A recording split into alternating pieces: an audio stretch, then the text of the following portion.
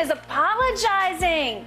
Saban said, quote, "I should have never singled anyone out. That was a mistake. I apologize for that." After tweeting at Saban the day before, Sanders now says both coaches need to have a public discussion, adding, quote, "Let's talk publicly and let everyone hear the conversation. You can't do that publicly and call privately." Shannon, do you like the way Deion is handling all this drama? I did, and I talked to him yesterday. Did you? Yeah, I did. And so, always start the conversation with a joke. I was like, "Hey, bro, let your boy get that Affleck spot now." That's funny. That's funny. I like that. He said, "Man, you always call him with some bull jive." Yes, I like it. I would second that motion.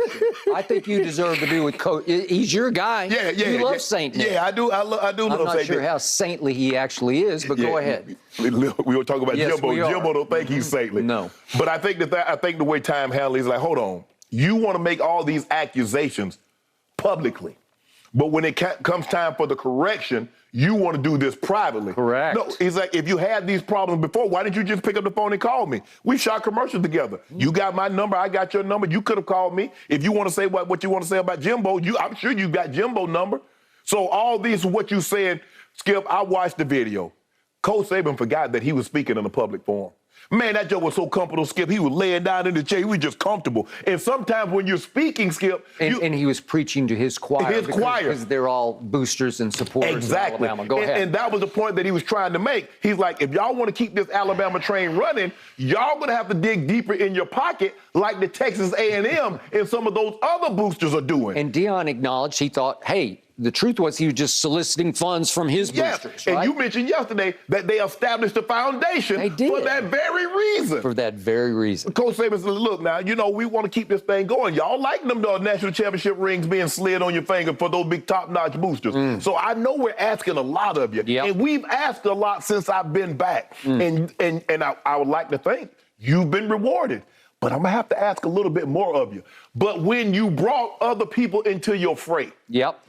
There are things, Skip, I think in my head, but I don't say publicly or privately because I never know. Somebody might be recorded. I know if I say it publicly, it's going to be recorded. So you just keep that to yourself.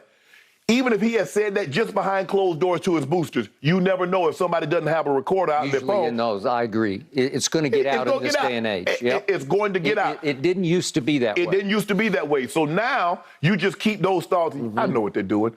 But what Coach Saban failed to realize is that what they're doing is legal. They took the back room out of it. It took, hey, here's the booster's numbers, give him a call. He got this job for you, or he has that for you. Now the NILs, okay, it's above board. And Coach Saban, he spoke glowingly about Bryce Young having a 7-figure deal, and he hadn't thrown a pass at Alabama yet. He said that publicly. He said that. He was bragging about it. He was. Now somebody is using what you've done. Skip, think about this here. And I was thinking about this yesterday. Tua from Alabama. His whole damn family moved from Hawaii to Alabama. What person you know on God's green earth leaving Hawaii to go to Alabama? The whole damn family. So your point is? Coach Saban want to make it seem like we've been this prestige. Okay, we've been holy. We've done everything above the board. Skip, this is above the board. This is why they set this up, because they didn't want people to have an unfair advantage, because they felt there was some backroom dealing going on. You know it's been going on. Everybody knows what's going on in college football. So now it's on the up and up. Coach Saban, if you want to solicit funds from your boosters to have them dig deeper into their pockets, just go to them and say, hey, but when you bring other people into your mess, they're going to respond. I don't have no problem with Jimbo said. I knew Time was going to handle it like he handled it, because he still does have the utmost respect. He just doesn't understand. She said, how the hell you think I'm going to give a kid more than what I make? Hell, I don't even make $1 million. That's what he said. And he going to get $1 million? Well, I'm going to start playing and I'm going to let him coach, because I need to make more than the player. Coach Saban was wrong for this. And he's like, yeah, I shouldn't have singled out any. Why? First of all you have to do is the same thing you did with the hurry-up offense. You adopted the hurry-up offense. You did. So only thing you need to do is better hurry up and adopt this one. Exactly. Yep. Exactly. And you can do it. You can do it, Coach Saban, but he was wrong to bring those guys in there. But I'm not surprised the way Time handled it. As you spoke to him via phone, and you sort of took his temperature on this, how did it come across? What was his? He was not upset at all. His anger level. He was not upset at all. Not at all? Not at all. It surprised me that he wasn't upset. He's like, Sharp, he wasn't talking to me. He was talking to his boosters. Okay. He just happened to drag me in it. I do think Deion has taken the highest road here, and I admire him for that. But we got some watershed moments going on here. And the first one I would like to comment on just from a distance was, I want to drive home the point that your man Deion, I covered him in Dallas. I've always considered him one of the greatest athletes ever. He's in the top 5 for sure. Oh, yeah, absolutely. By far and away, the greatest cornerback who ever played this game.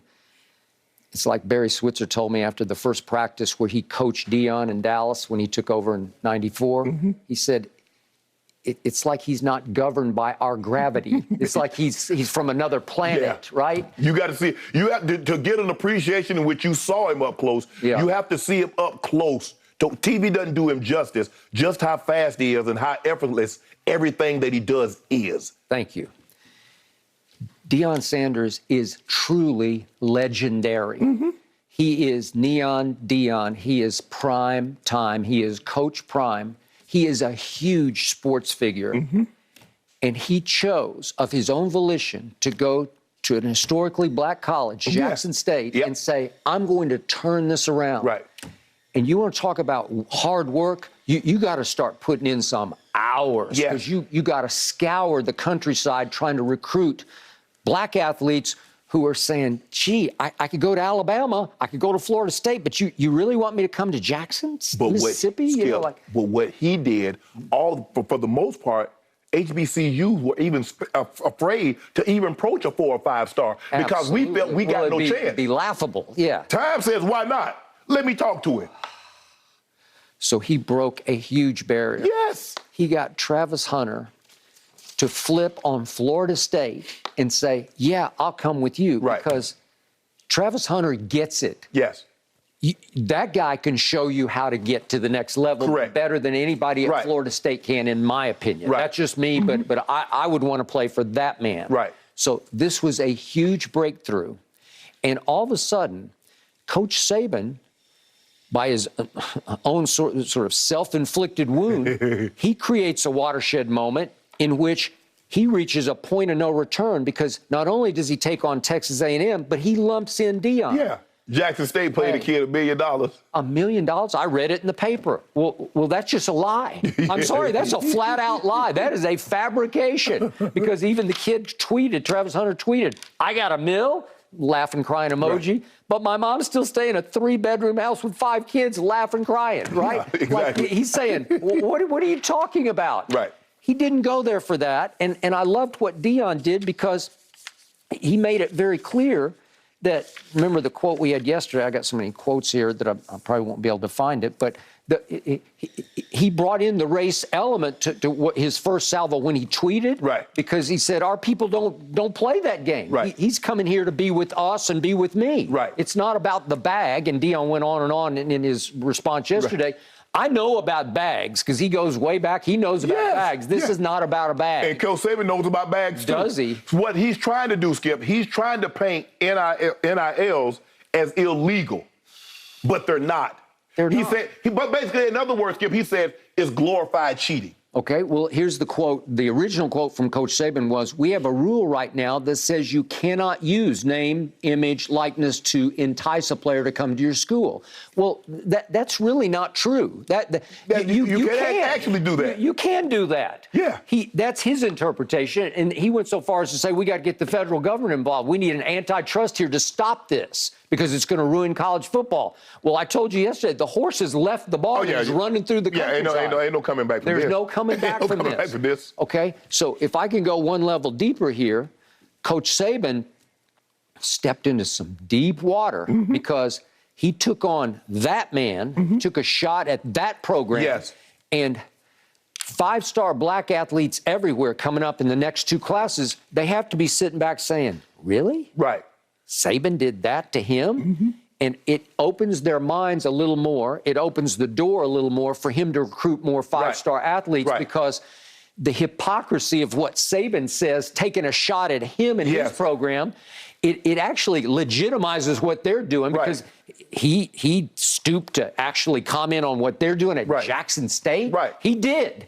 But again, it could be found offensive for a lot of 5-stars coming up, young black kids who are saying, and then why are you so against it? I put myself in this situation, Skip. It's kind of like a college graduate. I got better grades because I felt it was going to give me a better opportunity at the job market. That is correct. Well, I may turn myself into a 5-star recruit because I felt it was going to give me a better chance at image and likeness. That is correct. That's the exact same thing. And you fighting it? So why would I want to go there if you fighting against this? When A&M ain't fighting against it. No. Texas, Oklahoma, Ohio State, they're not fighting it. They're not fighting it. My point is, it was way more dangerous for Saban to take him on, to take Deion on, than to take on Texas A&M. The A&M Alabama thing, okay. We get it, SEC, we get it. This has gone on for 100 years, this back and forth between these power schools, right? But wait a second, you included him in this? You Alabama, and you taking on an HBCU? Really, Coach Saban? Okay, if you want to say Georgia, you want to say Ohio State, they're on your playing field. They have an equal budget. They have equal access to 4- and 5-star training and everything. That's HBCU. Okay, and I'm going to ask this question in the biggest picture. Where would Coach Saban be right now without black athletes? He'd be home. Thank you. He'd be home. Thank you. He'd be home. That's the point. Yes. And you better not mess with that because he messed with